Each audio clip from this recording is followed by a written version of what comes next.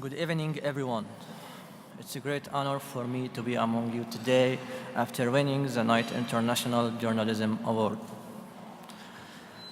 First, I would like to thank the International Center for Journalists for giving me this prestigious award.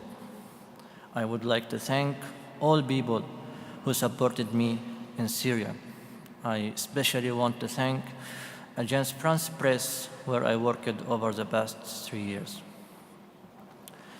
I was studying law at the university,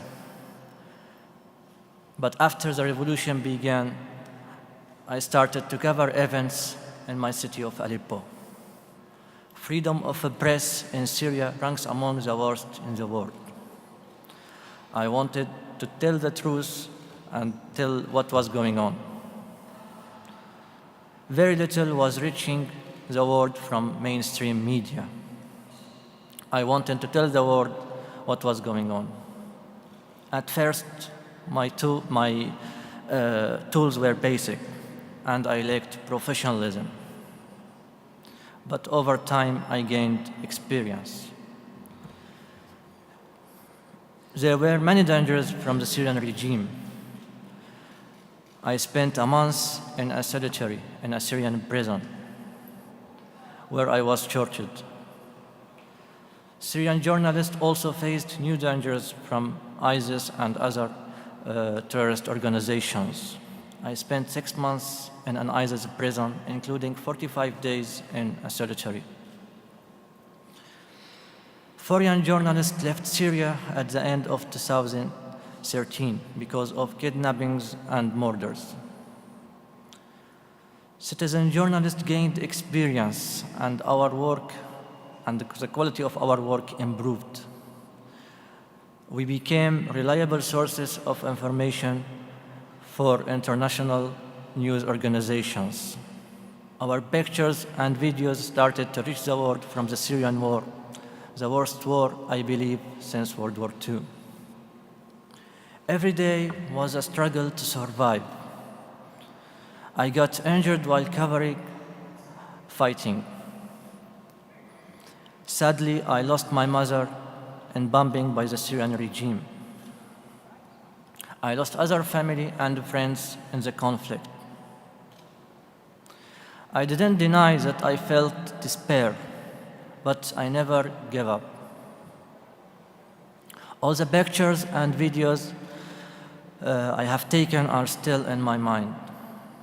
Some may say that the coverage didn't have impact because it didn't stop the suffering of the Syrian people. But believe me, without those pictures, the Syrian regime would wipe out the Syrian cities with its arms and chemical weapons without anyone finding out. My country has sunk into a swamp of war. It's drowning. More than 500,000 people have been killed over the past 6 years. Millions have been forced to leave their homes. It's hurt me to see what has happened to my country. Syrians have lost everything. Even their dreams no longer exist.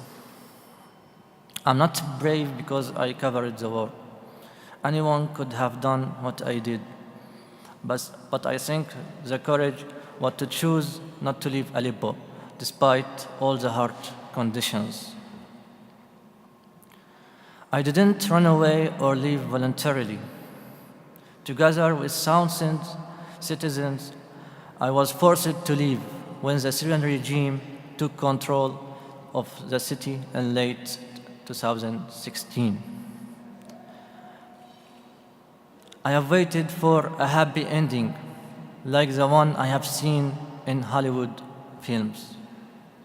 I want an end to all the misery that the Syrian people have endured, an end to injustice, an end to the daily killings. But unfortunately, the real life is quite different from the movies. Despite everything, I have gained a great deal by going through this experience.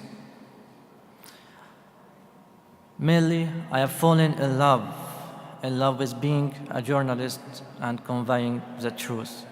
Thank you very much.